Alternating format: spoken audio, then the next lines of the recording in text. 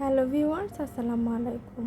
আজ শেয়ার করব কিভাবে রেস্টুরেন্টের চেয়েও বেশি স্বাদের চিকেন শর্মা ঘরেই তৈরি করে নিতে পারবেন।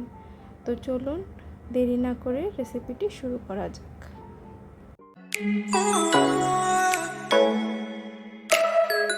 রেসিপিটি তৈরির জন্য প্রথমে আমি এখানে 1.5 কাপ পরিমাণ ময়দা নিয়ে নিচ্ছি। এর মধ্যে অ্যাড করে দিচ্ছি 1 টেবিল চামচ পরিমাণ ইস্ট, দিয়ে দিচ্ছি স্বাদ মতো কিছুটা লবণ, আরও অ্যাড করে দিচ্ছি 1.5 টেবিল চামচ পরিমাণ চিনি। শুকনো উপকরণগুলোকে খুব ভালো করে মাখিয়ে নিচ্ছি। অ্যাড করে দিচ্ছি প্রায় 1 টেবিল চামচ পরিমাণ সয়াবিন তেল। এখন এই সয়াবিন তেলটাকে খুব ভালো করে ময়দার সাথে মিশিয়ে নিতে হবে। এই কাজটা খুব ভালো করে করতে হবে, তাহলে আপনার যে নান রুটিটা করবেন সেটা খুব সফট হবে। তাই শুকনো উপকরণের সাথে তেলটাকে ডলে ডলে খুব ভালো করে মিশিয়ে নিতে হবে।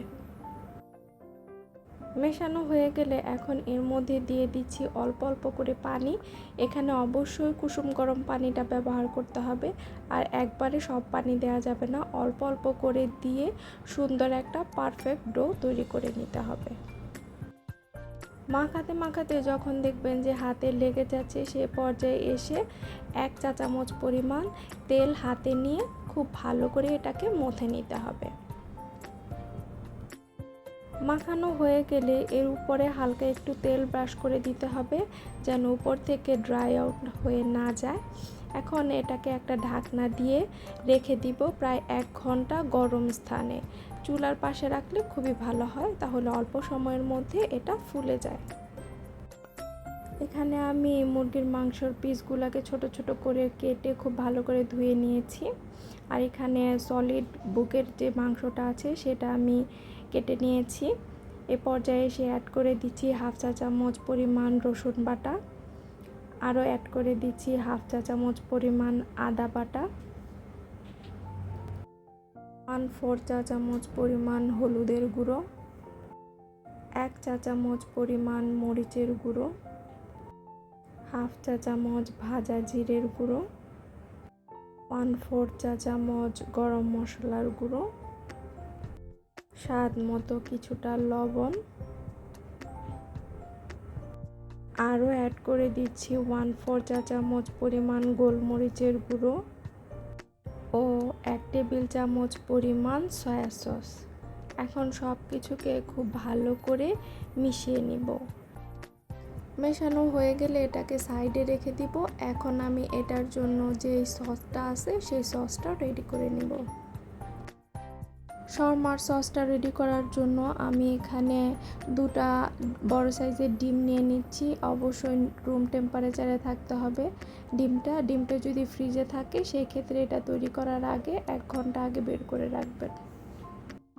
আরও অ্যাড করে দিচ্ছি 2 চা চামচ পরিমাণ গুঁড়ো দুধ, 1 চা চামচ পরিমাণ সাদা ভিনেগার। আপনাদের বাসায় ভিনেগার না থাকলে এখানে 1 চা চামচ লেবুর রস ব্যবহার করবেন। দিয়ে দিচ্ছি 1/4 চা চামচ পরিমাণ লবণ, 1/4 চা চামচ পরিমাণ গোলমরিচের গুঁড়ো। এখন বিটারের মিডিয়াম স্পিডে রেখে এটাকে খুব ভালো করে বিট করে নিব। আগে একটু ভালো করে মিশিয়ে নিচ্ছি। আর আপনাদের বাসায় যদি বিটার না থাকে সেক্ষেত্রে এটা ব্লেন্ডারেও আপনারা করে নিতে পারবেন, কিন্তু আমরা তেল ব্যবহার করব 1 কাপ, তবে একবারে 1 কাপ দেওয়া যাবে না, অল্প অল্প করে দিয়ে তারপরে এটাকে সুন্দর করে বিট করে নিতে হবে। তো আমি এখন 1 টেবিল চামচ পরিমাণ তেল এখানে অ্যাড করে দিচ্ছি, দিয়ে এটাকে খুব ভালো করে বিট করে নিব। তারপর আবার যখন এটা বিট করা হয়ে যাবে আবার 1 টেবিল চামচ করে দিয়ে আবার এটাকে বিট করে নিব। ঠিক এই প্রসেসটা আমি 7 থেকে 8 বারের মতো করে এটাকে একটা ঘন কনসিস্টেন্সিতে নিয়ে যাব। এটা দিয়ে যখন বিট করা হয়ে যাবে, পুরো 1 কাপ তেল এখানে দিয়ে আমি বিট করে নিয়েছি, এবং এটার কনসিস্টেন্সিটা যখন এরকম ঘন হয়ে আসবে তখন এর মধ্যে দিয়ে দিব 2 কোয়া রসুন পেস্ট করে নিয়েছি আমি সেটা। আরও অ্যাড করে দিব এখানে 2 টেবিল চামচ পরিমাণ টমেটো সস। এখানে আমি হট টমেটো সসটা ব্যবহার করেছি। আপনারা চাইলে শুধু টমেটো সসটাও ব্যবহার করতে পারেন, যেটা আপনাদের বাসায় অ্যাভেলেবেল আছে। আরও অ্যাড করে দিচ্ছি 1.5 চা চামচ পরিমাণ মরিচের গুঁড়ো, 3 চা চামচ পরিমাণ সরিষার গুঁড়ো। আপনাদের বাসায় যে সরিষাটা আছে সেটাকে গুঁড়ো করে নিয়ে তারপরে এটা এখানে ইউজ করবেন। আর আপনারা চাইলে এখানে বাটাটাও ইউজ করতে পারেন। এখন সব কিছুকে খুব ভালো করে বিট করে নিব যতক্ষণ না পর্যন্ত এটার কনসিস্টেন্সিটা আরেকটু ঘন হয়ে আসে। শাওয়ারমার সসটা কিন্তু আমার রেডি। এখন আমি এটা সসের বোতলে ভরে নিচ্ছি। এখন আমি মাংসটাকে রান্না করে নিব, সেই জন্য দিয়ে দিলাম 1 টেবিল চামচ পরিমাণ সয়াবিন তেল। তেলটা হালকা গরম হয়ে এলে এর মধ্যে দিয়ে দিতে হবে আগে থেকে মেরিনেট করে রাখা মাংসগুলোকে। এখন চুলার জাল মিডিয়াম হিটে রেখে এটাকে অনবরত নেড়ে নেড়ে খুব ভালো করে ফ্রাই করে নিতে হবে। মাংসটাকে আমি 7 থেকে 8 মিনিটের মতো খুব ভালো করে ফ্রাই করে নিয়েছি। এ পর্যায়ে এসে আমি ক্যাপসিকাম কুচি অ্যাড করে দিচ্ছি। অনেকেই ক্যাপসিকাম কুচিটা কাঁচা ব্যবহার করে থাকে শর্মাতে। আমি কাঁচা খেতে পছন্দ করি না, তাই আমি এটাকে একটু মাংসের সাথে ফ্রাই করে নিব। ক্যাপসিকামটা দেওয়ার পর আমি 1 মিনিটের মতো এটাকে ফ্রাই করে নিয়েছি। এখন চুলার জাল বন্ধ করে দিচ্ছি। এখন আমরা রুটিটা তৈরি করে নিব, সেই জন্য যেই ডোটা মাখিয়ে রেখেছিলাম সেটা নিয়ে নিলাম। এখন এটাকে হাত দিয়ে খুব ভালো করে একটু মথে নিব, এতে করে এর ভেতরে যে বাতাসটা আছে সেই বাতাসটা বের হয়ে যাবে। এখন ডোটাকে আমি 4 ভাগে ভাগ করে নিব। ভাগ করা হয়ে গেলে ডোটাকে এইভাবে হাতে নিয়ে চারপাশ দিয়ে ঘুরিয়ে ঘুরিয়ে একটা রাউন্ড শেপ করে নিব। রুটিটাকে আমি এখন বেলে নিব। খুব বেশি মোটাও করব না, আবার খুব বেশি পাতলাও করব না, ঠিক এমনভাবে বেলে নিতে হবে।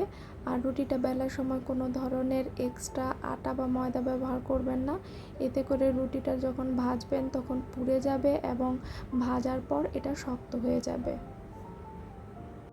সবগুলো রুটি আমার বেলা হয়ে গিয়েছে, এখন এগুলোকে ভেজে নিব।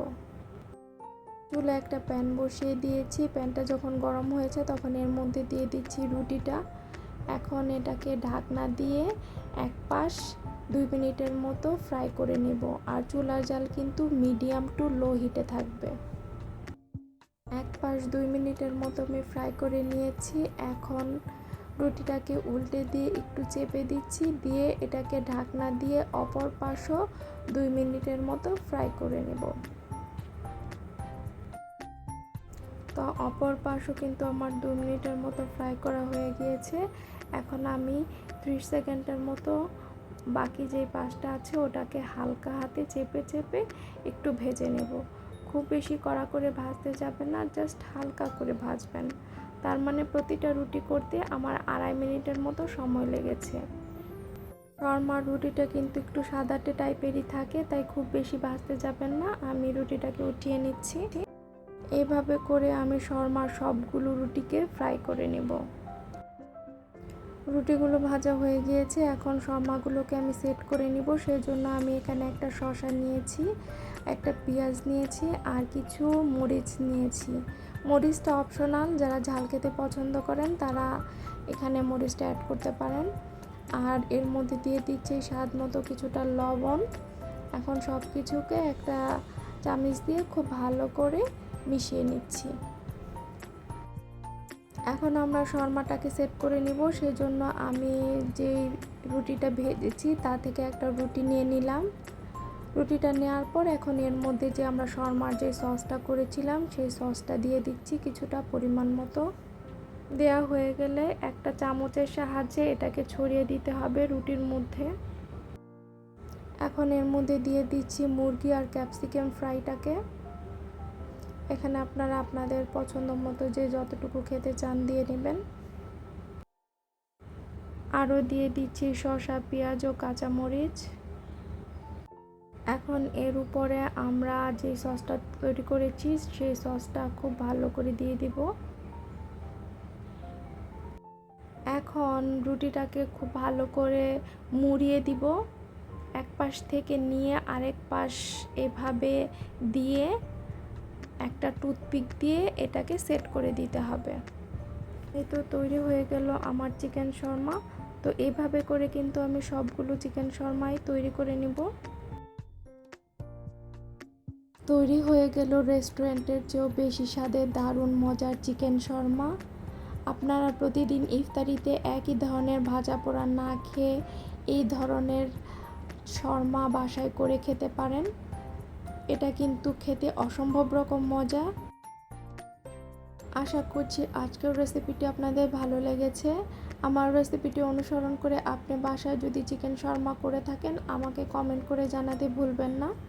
আজ এই পর্যন্তই। পরবর্তীতে আবার নতুন কোনো রেসিপি নিয়ে হাজির হব। সেই পর্যন্ত ভালো থাকুন, সুস্থ থাকুন। আল্লাহ হাফেজ।